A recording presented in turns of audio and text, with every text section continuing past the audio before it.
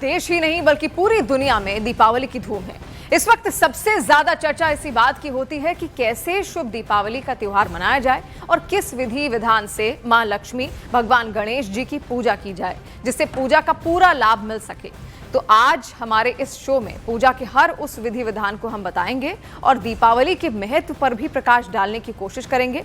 हमारे साथ देश के जाने माने ज्योतिषाचार्य भी यहाँ पर जुड़ेंगे। तो देखिए, ये अलग अलग तस्वीरें जो इस वक्त आप देख रहे हैं, देश में हर्षोल्लास है, दिवाली का त्योहार मनाया जा रहा है। आज का दिन महत्वपूर्ण इसलिए है क्योंकि देखिए, आज के दिन मां लक्ष्मी को प्रसन्न करना होता है और हर घर में गणेश जी और लक्ष्मी जी आज के दिन विराजमान होते हैं। तो कैसे उनकी ये कृपा हम तक पहुंचे, हमारे घरों तक पहुंचे, हमारे परिवारों तक पहुंचे, हमारे अपनों तक पहुंचे और इस पूरे देश तक पहुंचे, सबका ध्यान उसी पर केंद्रित होता है। और वो क्या विधि विधान होने वाले हैं वो भी हम आपको यहाँ पर बताएंगे। और देखिए, पंडित राकेश चतुर्वेदी जी धर्मगुरु हैं और स्वामी श्री रामदास जी वो भी हमारे साथ इस वक्त जुड़ रहे हैं। पहले तो आप दोनों का बहुत बहुत स्वागत। दीपावली का ये शुभ अवसर है, आप दोनों को भी दीपावली की ढेर सारी शुभकामनाएं। पंडित राकेश चतुर्वेदी जी, सबसे पहले आप ही से जानना चाहेंगे कि आज का दिन तो महत्वपूर्ण होता ही होता है, आज के दिन की महत्ता को एक बार फिर से आप दर्शकों को समझाइए।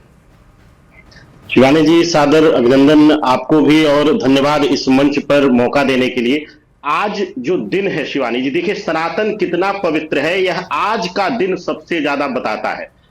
अमावस्या, वो भी कार्तिक अमावस्या, सबसे अंधकारमय रात्रि होती है ये। और जो हमारा सनातन है यह सृजन का कारक है, यह अंधकार को मिटा करके ज्ञान के प्रकाश को फैलाने का है। तो ऐसी अवस्था में जो आज का दिन है, आज की तिथि है, संध्या वेला में हम मां लक्ष्मी की यानी कि चलित और अचल लक्ष्मी की पूजा करेंगे और गणेश भगवान का जो है अभिनंदन करेंगे, पूजन करेंगे। और इसके साथ ही अपने परिवार कुटुंब की रक्षा के लिए, अपने जीवन की रक्षा के लिए हम महानिषिद्ध काल में महाकाल रात्रि का जो माता है, जो हमारे गृहस्थ जीवन की रक्षक है, हमारे गृहस्थ जीवन की पूरक है, उनका हम पूजन अर्चन करेंगे। तो यह जो तिथि है शिवानी जी, यह हर सनातनी के लिए सबसे खास होती है। जी, स्वामी श्री रामदास जी, आप क्या कहेंगे? क्योंकि आज का दिन, जैसा कि स्वामी जी ने बताया, कि बेहद महत्वपूर्ण तो है ही, लेकिन आज के दिन सबके मन में मंशा इस बात की रहती है, ये इच्छा रहती है जानने की कि आखिर कैसे मां लक्ष्मी को प्रसन्न करें, कैसे श्री गणेश को प्रसन्न करें, तो क्या विधि होगी? सभी श्रोताओं को मैं आज दीपावली की शुभकामनाएं देता हूं और आज के दिन का मैं आप सभी को महत्व बताता हूं। देखिए, आज ग्रह नक्षत्रों का क्या योग बना है। चंद्रमा अपने ही नक्षत्र में है। शनि और राहु, जिन ग्रहों को सबसे ज्यादा पीड़ा देने वाला बताया जाता है, वो भी गुरु के ही नक्षत्र में है और गुरु अपने ही कर्क राशि में उचके हो गए हैं और चंद्रमा भी अपने ही हस्त नक्षत्र में बैठे हैं। तो ये बहुत ही शुभ योग है। और बात की जाए मंगल की और बुध की, वो भी गुरु के विशाखा नक्षत्र में ही है। तो ऐसे में जितने भी ग्रह हैं जो आपको संपत्ति देते हैं, धन देते हैं, वो सभी के सभी ग्रह इस समय गुरु के नक्षत्र में बैठे हैं। मतलब सभी ग्रह आपसे ये कहना चाहते हैं कि खूब मन लगा के पूजन कीजिए। आपकी सभी ग्रह बाधाएं, सभी संकट आज नष्ट होने वाले हैं। और जो पूजा का शुभ मुहूर्त है वो 7:08 से शुरू हो जाएगा और पूरी रात्रि आज आप सबकी ही है। पूरा मन लगाकर पूजन कीजिए, सभी ग्रह आज हमारे पक्ष में है। यानी आज के दिन देखिए शुभ योग यहाँ पर तैयार हो रहे हैं और जैसा स्वामी जी ने यहाँ पर जानकारी भी दी। पंडित राकेश चतुर्वेदी जी, आपसे जानना चाहेंगे, सुबह दिनचर्या जो आज की होने वाली है इस दीपावली के शुभ अवसर पर, जब रात को रात्रि पूजन यहाँ पर करना है, श्री गणेश और मां लक्ष्मी विराजमान होंगे, तो सुबह से ही क्या क्या वो प्रक्रियाएं हैं जो हमें निभानी चाहिए अपनी दिनचर्या में आज दीपावली के इस शुभ अवसर पर? शिवानी जी, सनातन हमारा इतना पवित्र है, इसको सामान्य विधि से समझिए। हम लगता है कि हम दीपावली की विधि से समझने लगेंगे तो थोड़ा सा लोगों को भ्रम है। इसको सामान्य विधि से समझिए कि आज हम अपने आराध्य प्रभु श्री गणेश को, विघ्नहर्ता श्री गणेश को, मां लक्ष्मी जो हमारे जीवन में धन, ऐश्वर्य, हर सुख का कारक तत्व है, उनको हम जो है आमंत्रण दे रहे हैं, हम बुला रहे हैं। संध्या वेला में आवाहन करेंगे, पूजन करेंगे, उनका जो है स्थापना करेंगे। तो ऐसी अवस्था में प्रातः काल जो है शुद्ध स्नान करके, शुद्ध वस्त्र पहन करके, जो है अपने खास करके जो है भोजशाला यानी किचन इत्यादि की साफ सफाई करके, और साथ ही साथ अपने घर को सजाया जाता है। जब मेहमान आना होता है शिवानी जी, और ये तो ऐसे मेहमान हैं जो हमसे कुछ लेकर नहीं जाएंगे, हमें सर्वत्र देकर जाएंगे और हमारे जीवन से सभी प्रकार की विघ्न बाधा दूर करके जाएंगे। तो ऐसी अवस्था में अपने घर को सजाइए, घर के मुख्य दरवाजे पे तोरण लगाइए, खास करके आम के पत्ते का या अशोक के पत्ते का,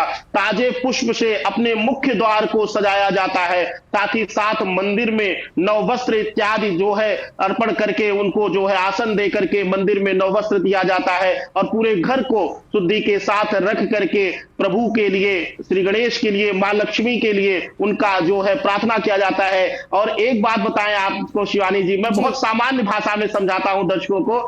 आपके घर कोई मेहमान आने वाला होता है तो आप 10 बार फोन करके पूछते जी आप निकले, आप आए। इसी प्रकार से मां भगवती का, श्री गणेश का समय समय पर जब भी मौका मिले, आप किचन में खड़े हो, आप स्टूडियो में खड़ी हो, कोई बस में जा रहा हो, कोई ट्रेन में सफर कर रहा हो, मां भगवती का, प्रभु का स्मरण करके पूछे कि हे प्रभु, जैसे ही प्रदोष काल का आरंभ हो, आप मेरे घर में बिना किसी ये कहे आप स्थान लें और मुझे अपने पूजन का सौभाग्य प्रदान करें। इस प्रकार से, इस भावना से अगर हम आज पूरे दिनचर्या को बिताएंगे और समय समय पर स्मरण करते रहेंगे, तो प्रभु जो है श्री गणेश और मां लक्ष्मी स्वतः ही आपके घर विराजमान होंगी और आपको अपनी सेवा का जो है अवसर देंगी। सोचिए कि कितने दयालु हैं हमारे प्रभु, कि हमेशा हमारे सनातन में कहा गया हमें समर्पण चाहिए। हम तो ठीक है घूम रहे हैं, हम नई नई चीजें ला रहे हैं, भगवती के पूजन के लिए ला रहे हैं, लेकिन आज सिर्फ और सिर्फ आपके समर्पण भाव को मां देखने आ रही है। मातृत्व भाव, मां और श्री गणेश जो है आपके हृदय को देखते हैं, आपके हृदय की पवित्रता को देखते हैं। एक चीज और शिवानी जी, आज किसी के प्रति द्वेष मत पालिएगा। आज मां कालरात्रि का भी दिन है, और कहते हैं जिस हृदय में द्वेष रहेगा, जिस हृदय में जो है दुर्भावना रहेगी, वहां ना श्री गणेश रहेंगे, ना मां लक्ष्मी रहेंगी, और ना मां कालरात्रि तो स्थान लेंगी ही नहीं। तो आज आपको समय समय पर आवाहन करना है अपने मन में ही कि हे माता, हे प्रभु श्री गणेश, आज आप हमारे घर विराजिए और हमें अपने जो है सेवा का अवसर प्रदान करिए। जी पंडित जी, यानी मन की शुद्धि तो यहाँ पर होनी चाहिए और घर की शुद्धि भी होनी चाहिए, और दीपावली एक मौका भी ऐसा होता है जब हर घर की साफ सफाई यहाँ पर की जाती है। और जैसा पंडित जी ने यहाँ जिक्र भी किया, अपने द्वारों को आप सजाइए, इससे माँ लक्ष्मी प्रवेश करती हैं, ये कहा जाता है। और अलग अलग संस्कृतियों में, अलग अलग परंपराओं में इसको लेकर अलग अलग तरीके से द्वार की सुसज्जा यहाँ पर की जाती है। कई जगहों पर गेरू का भी प्रयोग किया जाता है, कहीं पर लोग लाल पेंट से और सफ़ेद पेंट से रंगोली भी तैयार करते हैं। स्वामी जी, आपसे जानना चाहेंगे कि कोई खास रंग है कि आज के दिन जो पहनना चाहिए, जो भगवान माँ लक्ष्मी को भी पसंद है और गणेश जी को भी यहाँ पर पसंद हो, और उनको कौन से वस्त्र चढ़ाने चाहिए आज के दिन? उनका भी क्या कोई शुभ रंग है? बिल्कुल, देखिए अगर रंगों की बात की जाए तो आज का जो दीपावली पूजन का अवसर है, आज के दिन लाल रंग की बहुत महिमा है। आज शाम को पुनः स्नान करके लाल वस्त्र धारण करने चाहिए, शुद्ध धुले हुए वस्त्र धारण करने चाहिए। और कई लोग तो आज के दिन नए वस्त्र धारण करते हैं, तो आज के दिन लाल वस्त्र धारण करने की बहुत महिमा है। और जब आप पूजन करने बैठे उस समय आप कलश को अवश्य स्थापित करें, क्योंकि भाव के साथ साथ अगर थोड़ी सी विधि भी हो जाए तो सोने पर सुहागा हो जाता है, पूजन सफल हो जाता है। तो प्रभु के लिए पान के पत्ते आप रखें, इलायची, लौंग, सुपारी, इस तरह की चीजें आप रखें, और अपने कलश को भी आप अच्छे तरीके से सजाएं, और नारियल को भी सही विधि से रखें। जो नारियल का जुड़ने वाला तना होता है उसको नीचे की तरफ रखें, और आम के पत्तों के बीच में नारियल को स्थापित करें, अपना कलश स्थापित करें, और कलश स्थापना के सामने एक दीपक लगाएं। उसके बाद देसी घी का चौमुखी दीपक आपने जलाना है। उसके बाद आपने सभी देवी देवताओं का आवाहन करके, उनका पूजन करके उनकी आरती करनी है। इस प्रकार आपने आज का पूजन करना है। 7:08 से आज का जो शुभ मुहूर्त है वो शुरू हो जाएगा, और जैसा मैंने कहा पूरी रात्रि आपकी है, मन लगाकर पूजन कीजिए। तो देखिए, मन लगाकर आपको यहाँ पर पूजन अर्चन करना है और भगवान को याद करना है, माँ लक्ष्मी को याद करना है, श्री गणेश को याद करना है, ताकि आपके घर के अंदर उनका वास हो। तो जैसे हम न्योता देते हैं ना किसी को, जैसा पंडित जी ने भी कहा, स्वामी जी ने भी कहा, बिल्कुल ठीक वैसे ही याद करके भगवान को भी अपने घर में बुलाना है, ताकि उनका वास हम सबके घर में यहाँ पर हो सके। पंडित जी, जैसा स्वामी जी ने बताया, कलश आप रखें, लेकिन एक बार कई सारे सवाल लोगों के मन में कलश को लेकर भी होते हैं कि कलश स्थापना अगर करें तो कैसे करें, उसकी क्या प्रक्रिया होगी, वो भी जरा बताइए। देखिए, विशेष रूप से वरुण कलश और अक्षय कलश, अक्षय पात्र, अक्षय कलश रखने का विधान है। विशेष रूप से किसी भी पूजन में, सनातन के किसी भी पूजन में, जो आज तो महालक्ष्मी का पूजन है, आज आप जो है एक अक्षय पात्र रखेंगे। अक्षय पात्र इसलिए रखा जाता है कि वहां वह संज्ञा देता है कि मेरे घर में कभी भी धन, धान्य और समृद्धि की कमी ना हो। उसमें जो है किसी प्रकार के अनाज से, यानी चाहे चावल हो, चाहे गेहूं हो, चाहे जौ हो, उसको पूर्ण पात कर दिया जाता है, यानी पूर्ण रूप से उसको भर दिया जाए और उसके ऊपर जो है दीपक रख के प्रज्वलित किया जाए। इस भावना से प्रार्थना किया जाए कि हे मां भगवती, हे मां जगत जननी, मां लक्ष्मी और श्री गणेश, प्रभु मेरे जीवन में कभी धन, धान्य, समृद्धि की कमी ना हो। एक चीज बताना चाहूंगा शिवानी जी, आज के भागदौड़ में जो है हम देख रहे हैं कि पूरे समाज में लोग जो है सिर्फ चलित लक्ष्मी के पीछे भाग रहे हैं, जबकि धन, धान्य के बाद समृद्धि शब्द का जो है आवाहन किया जाता है। क्यों किया जाता है, यह भी आपको बता दूं।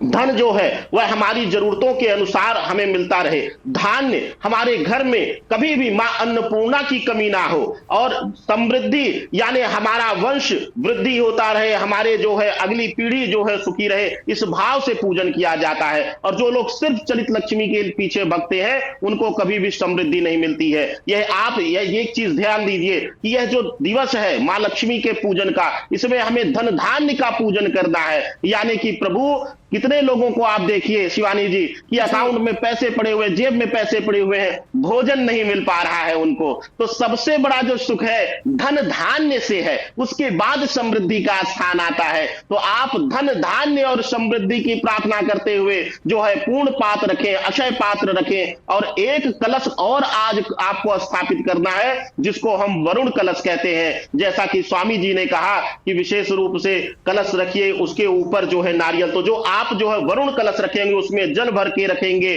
और प्रयास करिए, अगर संभव हो सके तो पीतल के कलश का प्रयोग करिए, और पीतल का कलश ना हो तो आप जो है मिट्टी के कलश का सर्वोत्तम प्रयोग है। स्टील इत्यादि का प्रयोग मत करिए कलश रखने में, मिट्टी के बने हुए कलश का प्रयोग करिए। यह आपके जीवन में पूर्ण रूप से समृद्धि की वर्षा कर देगा। जी, ये तो कलश रखने की प्रक्रिया आपने बताया कि कैसे कलश यहाँ पर रखेंगे और कौन सा कलश रखना चाहिए। स्टील का कलश नहीं रखना चाहिए, इसके अलावा आप अन्य धातुओं का कलश यहाँ रख सकते हैं। स्वामी जी, माँ लक्ष्मी को चंचला भी कहा जाता है, बेहद चंचल स्वभाव की वो हैं। कैसे पता चलेगा कि माँ लक्ष्मी प्रसन्न कब हुई? और कई ज़्यादा लोगों को तो ये भी लगता है कि मात्र दीपावली एक ऐसा अवसर है जब माँ लक्ष्मी को पूजा जाए और वो घर एक साथ काफ़ी सारा धन धान्य यहाँ पर ले आएंगी। तो प्रसन्न कैसे करें माँ लक्ष्मी को? बिल्कुल, आपने बहुत ही सुंदर प्रश्न किया है। देखिए, माँ करुणामयी है, करुणामयी है इसलिए माँ है, तो सहज ही मान जाती हैं। दीपावली का पूजन एक दिन का होता है और आशीर्वाद पूरे वर्ष का हमें मिलता है, तो इतनी करुणामयी हमारी माँ है। जैसे ही कोई भी साधक माँ की सेवा में बैठता है, माँ के पूजन में बैठता है, मंत्र जाप करता है, तो मंत्र जाप के दौरान ही उसको अनुभूतियां होनी शुरू हो जाती हैं। मान लीजिए आपने कोई मंत्र जाप करना शुरू किया और आपके पूरे शरीर में दर्द होना शुरू हो गया, तो इसका अर्थ है कि आपसे कुछ ना कुछ भूल हुई है, चूक हुई है। और अगर मंत्र जाप करते हुए, साधना करते हुए, पूजा करते हुए आप बिल्कुल हल्का महसूस कर रहे हो, आनंद महसूस कर रहे हो, चेहरे पर अपने आप मुस्कुराहट आ रही है, तो इसका संकेत यह है कि माँ या माँ की योगिनी शक्तियां आपके इर्द गिर्द आ गई हैं और आपके ऊपर आशीर्वाद की वर्षा कर रही हैं। तो अपने शुद्ध भाव से, शुद्ध आसन के साथ, शुद्ध वस्त्रों में पूजन अवश्य कीजिए। आप दोनों का ही बहुत शुक्रिया। कई ऐसे सवाल थे जो दर्शक यहाँ पर जानना चाहते थे, आपने उन तक उस सवाल के जवाब पहुंचाए। बहुत शुक्रिया पंडित राकेश चतुर्वेदी जी, आपका भी। स्वामी श्री रामदास जी, बहुत शुक्रिया।